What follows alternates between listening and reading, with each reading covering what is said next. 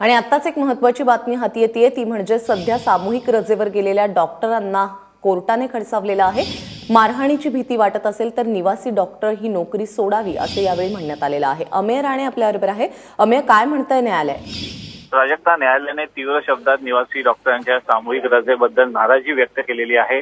मुख्य न्यायमूर्ती मंजुळा चिल्लूर यांनी स्पष्ट केलेलं आहे की एखाद्या डॉक्टरी पेशात असलेल्या माणसाला जर मारहाणीला त्याला भीती वाटत असेल तर निवासी डॉक्टरांनी आपली नोकरी सोडून द्यावी। एखाद्या कामगाराप्रमाणे आपलं म्हणणं मानवून घेण्यासाठी जर अशा प्रकारे डॉक्टर संपाचं हत्यार उपसत असतील तर ते डॉक्टरी पेशाला काळीमा फासणारं त्यांचं वर्तन आहे। हे देखील महत्त्वपूर्ण निरीक्षण हायकोर्टाने नोंदवलेलं आहे। त्याचबरोबर जी सामूहिक रजा डॉक्टरांनी घेतलेली आहे तो त्यांना जाण्याचा अधिकार असला तरी अशा प्रकारे पेशंट्सना वेठीस धरून आपल्या मागण्या मान्य करण्यासाठी अशा प्रकारे आंदोलन करणं हे चुकीचं आहे, हे देखील न्यायालयानं म्हटलं आहे।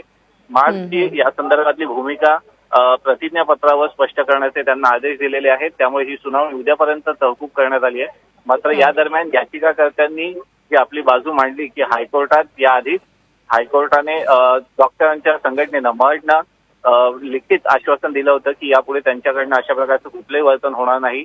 मात्र संघटनेचा दावा आहे की जे डॉक्टर सध्या सुट्टीवर आहेत सामूहिक, त्या मार्डशी संलग्न नाही आहेत पण त्यांचे मेंबर आहेत। त्यामुळे हायकोर्टाने मर्डला विचारणा केलेली आहे की जे सुट्टीवर गेलेले जर तुमचे सदस्य असतील तर त्यांची सदस्यत्वता रद्द करा आणि त्यांच्या विरोधातही कारवाई करा।